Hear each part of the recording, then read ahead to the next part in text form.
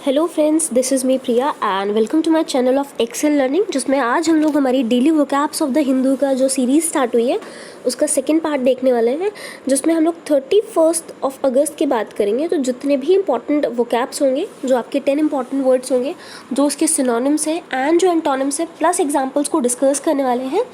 और ज़्यादातर हमने वो वर्ड्स लिए हैं जो आपके बहुत सारे एग्जाम में पूछे जाते हैं। ठीक है, so basically this is my channel. अगर आप चाहते हैं, अगर आपको वीडियोस अच्छे लग रहे हैं तो do like, share and subscribe the channel. ठीक, दिस इज़ माय प्रोफाइल, जिसको आप अनअकैडमी पे देख सकते हैं, ज्वाइन कर सकते हैं। ये वेरियस कोर्सेज है जो आपको वहाँ पर मिल जाएंगे on the Unacademy platform. Daily Hindu analysis होती है आपकी, NCERT समरीज रहती हैं, then important current places and news, weekly quizzes, static part से जो भी आपकी न्यूज़ हो सकती है, न्यूज़ जो करंट को रिलेट करती है, जैसे आपका ज्योग्राफी का पोर्शन हो गया।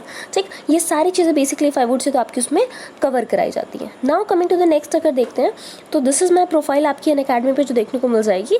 आई teach in the UPSC CSE category since I think it's 2.5 years हो गया है मुझे अनअकैडमी पे पढ़ाते हुए इन the UPSC CSE category. So this is all about me. अगर आप चाहते हैं तो देख सकते हैं वहाँ विजिट करके, और भी बहुत सारे लाइव कोर्सेज हैं जिसको आप देख सकते हैं। नाउ द हिंदू वोकैब की बात करते हैं तो वाई दे आर रेलेवेंट, इतने इंपॉर्टेंट क्यों हैं। सबसे पहले, अगर आप द हिंदू को कॉम्प्रिहेंसिव तरीके से पढ़ना चाहते हैं तो बहुत ज़्यादा यूज़फुल होते हैं। UPSC के CSAT एग्जामिनेशन की बात करेंगे तो भी वो बहुत इंपॉर्टेंट है। स्टेट PSCs की बात करिए, दूसरे SSC जो एग्ज़ाम्स होते हैं उनके लिए, या फिर सिंपली अगर आप अपनी वोकैब की नॉलेज को बढ़ाना चाहते हैं with for enhancing your personality, तभी भी आपके लिए कोर्स बहुत इंपॉर्टेंट हो जाएगा। Coming back to this, now course start करते हैं। सबसे पहला जो आपको वर्ड आज देखने को मिल रहा है दैट इज़ आपका अफ्लोट। ठीक है, सो अफ्लोट क्या है? ये एक एडजेक्टिव है जिसका मतलब होता है तैरता हुआ, या फिर इसको आप बायोंट भी कह सकते हैं। ठीक है, सो कोई चीज़ जो तैरती हुई है, तैरता हुआ, उसको अफ्लोट कहेंगे या बायोंट कहेंगे। इसके सिनोनिम्स की बात करेंगे तो आपको फ्लोटिंग दिख जाएगा, बायोड अप दिख जाएगा। ठीक, एंड एंटोनिम यानी इसका जो विलोम होता है दैट इज संक। संक मतलब क्या होता है? डूब जाना। ठीक है, कोई चीज़ डूब गई है तो उसको हम बोलेंगे संक। एग्जाम्पल देखते हैं, several of the life boats were still afloat a month after being cast adrift. अगर आप देखेंगे बहुत सारी आपकी लाइफ बोट्स थी, वो अभी भी आपकी अफ्लोट थी a month after being cast adrift. ठीक है, तो अड्रिफ्ट होने के 1 महीने बाद भी लगभग आपकी अफ्लोट कर रही थी, यानी वो तैर रही थी, डूबी नहीं थी। तो ये बेसिक आपको देखने को मिल रहा है। नाउ कमिंग टू हमारे नेक्स्ट वर्ड पे आते हैं, दैट इज अलेज। ठीक है, सो अलेज का इंपॉर्टेंट क्या है? ये बेसिकली आपका वर्ब होता है, इसका मतलब होता है आरोपित करना। ठीक है, यानी क्लेम करना किसी पे। आपने किसी को आरोपित कर दिया, किसी को मतलब घोषित कर दिया कि हाँ उसने वो क्राइम किया है, उस पर कोई आरोप है, आपने वो घोषित कर दिया, देन बेसिकली आप क्या कर रहे हैं? अलेज कर रहे हैं। ठीक है, तो एक वर्ब की तरह काम करेगा। इसका सिनोनिम यानी पर्यायवाची होता है असर्ट करना या डिक्लेयर करना। ठीक है, किसी पे आपने कोई चीज़ असर्ट कर दिया या डिक्लेयर कर दिया तो आपका सिनोनिम होता है। एंटोनिम का मतलब होता है डिनाई करना, मना कर देना किसी को। ठीक है, मतलब क्या हुआ? जैसे अगर मान लीजिए कोई आरोपी था, उसके आपने आरोप को डिनाई कर दिया, टोटली हटा दिया, मना कर दिया, दैट इज आपका डिनाई, वो उसका एंटोनिम हो जाएगा। सेंटेंस की बात करते हैं, he alleged that he had been assaulted by her. He alleged, उन्होंने बेसिकली अलेज किया, ही अलेज कि he had been assaulted by her, कि बेसिकली उसने उसको वो असॉल्ट हुआ है किसके द्वारा? हर के द्वारा। ठीक, सो अलेज मतलब क्या हुआ? आरोपित। Now coming back to the next word, हमारे दूसरे वर्ड पे आते हैं। Very very important another word that is rival की बात करते हैं। रिवल एक वर्ब है जिसका मतलब होता है आनंद लेना या सेलिब्रेट। ठीक है, खुशी से जब आप बेसिकली कुछ चीज़ को कर रहे होते हैं, सेलिब्रेट कर रहे होते हैं, तो उसका मतलब होता है पार्टी करते हैं, ऑल चीज़ है ना, खुश होते हैं, मेक मैरी, है ना, तो वो आपका सारा रिवल में आता है। वेरी इंपॉर्टेंट, एक आपका रिवल भी होता है ना, उससे कंफ्यूज मत होइएगा।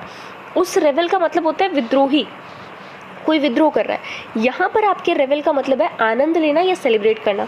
एंटोनिम की बात करते हैं तो बेसिकली एंटोनिम इसका क्या होता है? विलोम शब्द होता है मौन करना, है ना। आप मौन धारण करके बैठ जाते हैं जब किसी की डेथ हो जाती है, तो बेसिकली यू मौन अप। आज अगर आपको पता हो 31 अगस्त है, आपके बहुत ही प्रोमिनेंट लीडर थे, द प्रेसिडेंट फॉर्मर, अगर आप देखेंगे फॉर्मर प्रेसिडेंट ऑफ इंडिया, आपके प्रणब मुखर्जी की डेथ हो गई, तो वी ऑल मॉन्ड। ठीक है, सो ये आपको देखने को मिल रहा है इसके एंटोनिम में। They spend the evening revealing with their guest. अगर आप देखेंगे तो इसका सेंटेंस में यूज़ कैसा है? इन्होंने अपनी, दे स्पेंड द इवनिंग, उन्होंने इवनिंग स्पेंड की, रेवेलिंग विद देयर गेस्ट, अपने गेस्ट के साथ में सेलिब्रेट करते हुए। ठीक है, रेवेल करते हुए, तो ये वर्ड ज़रूर याद रखिएगा।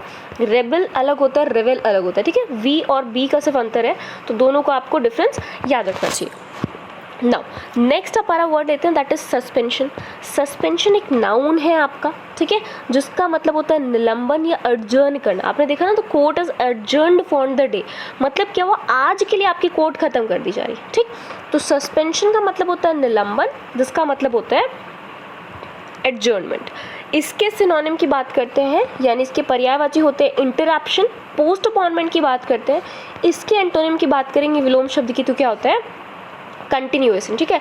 यहाँ पर आपने कोई चीज़ इंटरप्ट कर दी, रोक दी, पोस्टपोन कर दी कि बाद में ऑर्गेनाइज की जाएगी, तो उसका सिनोनिम हो जाएगा। बट अगर आप उसी चीज़ को कंटिन्यू कर रहे हो ना, कोर्ट आपकी एडजर्न की जाती है, निलंबित की जाती है, उसको अगर आप कंटिन्यू करोगे तो आपका क्या हो जाएगा, कंटिन्यूएशन वर्स का विलोम हो जाएगा। एग्जाम्पल क्या है, the suspension of military action needs to be done as soon as possible. अगर जो आपके मिलिट्री एक्शन है, जो भी आपकी मिलिट्री कार्रवाई आप कर रहे हैं, उसको जल्दी से जल्दी क्या करने की ज़रूरत है, सस्पेंशन करने की ज़रूरत है, सस्पेंड करने की ज़रूरत है, निलंबित करने की ज़रूरत है, रोकने की ज़रूरत है, ठीक है। सो ये बेसिकली आपका नाउन हो जाता है सस्पेंशन। नाउ हमारे दूसरे वर्ड पे आते हैं जो इंपॉर्टेंट है हमारा, that is induce. Very very important. Induce एक वर्ब है जिसका मतलब होता है कारण होना, कॉज होना, ठीक है। इंड्यूस का मतलब क्या हुआ, प्रोड्यूस या अफेक्ट। किसी चीज़ को आपने प्रोड्यूस किया, पैदा किया, किसी चीज़ का अफेक्ट अगर आप देख रहे हैं तो आप क्या कर रहे हैं, इंड्यूस, ठीक है। सो बेसिक क्या होता है, इंड्यूस का मतलब होना कारण होना, किसी चीज़ का रीज़न हो जाना, किसी चीज़ का कॉज हो जाना।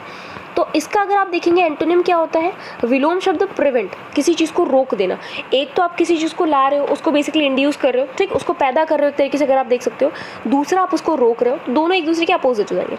Example, no one of these measures induce a change of policy. इनमें से कोई भी मेजर्स इंड्यूस नहीं करता आपकी पॉलिसी में चेंज। इंड्यूस यानी पैदा नहीं करता है या अफेक्ट नहीं करता है आपकी पॉलिसी में किसी चेंज को। तो इंड्यूस का मतलब होता है सिंपली जब आप किसी चीज़ को एक तरीके से प्रोवोक कर रहे हो एक तरीके से, या फिर आप उसको पैदा करने की कोशिश कर रहे हो, तो आपका इंड्यूस आता था, जैसे ये प्रोड्यूस आपको देखने को मिल रहा है ना। अब हमारे दूसरे वर्ड पे आते हैं, दैट इज आपका स्टिमुलस। स्टिमुलस भी आपका नाउन है, वेरी वेरी इंपॉर्टेंट, ध्यान रखिएगा। ये स्टिमुलस भी आपका नाउन है जिसका मतलब होता है प्रोत्साहन, किसी को प्रोत्साहन दे, ठीक है, स्पर करना किसी को, मतलब एनकरेज करना। आप किसी को बढ़ावा दे रहे हो, एनकरेज कर रहे हो, स्टिमुलेंट कर रहे हो, ठीक। तो वो बेसिकली इसके सिनोनिम हो गए।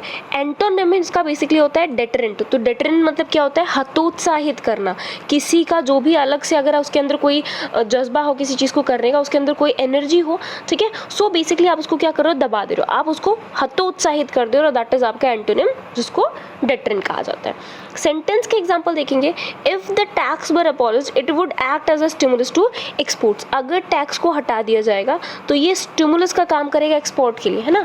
अब सरकार अगर टैक्स हटा देगी, कर नहीं लेगी, तो आप कोशिश करोगे आपका ज़्यादा से ज़्यादा सामान बाहर देश में जाए, एक्सपोर्ट होगा तो आपको ज़्यादा बेनिफिट होगा, तो ये स्टिमुलस की तरह काम करेगा।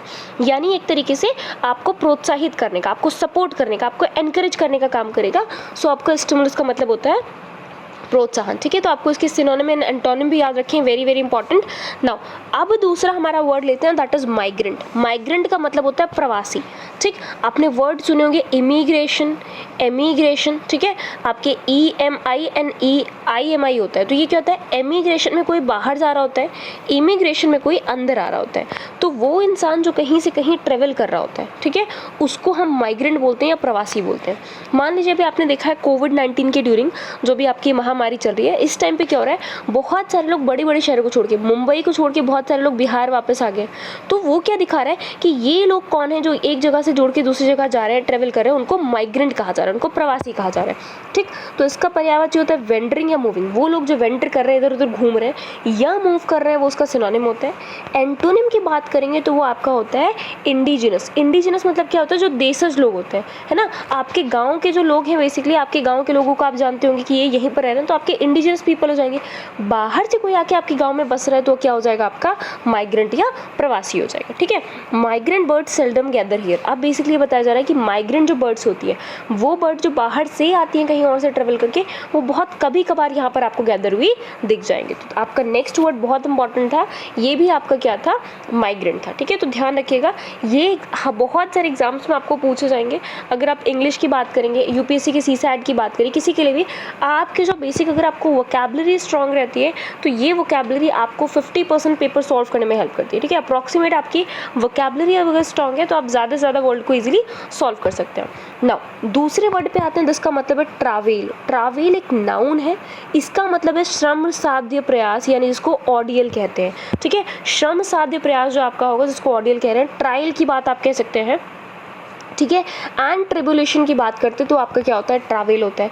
इसका मतलब आपने बहुत ही ज़्यादा मेहनत से कोई काम किया, बहुत ज़्यादा एफर्ट लगा दिया है, तब आप उसको ट्रैवल बोलेंगे।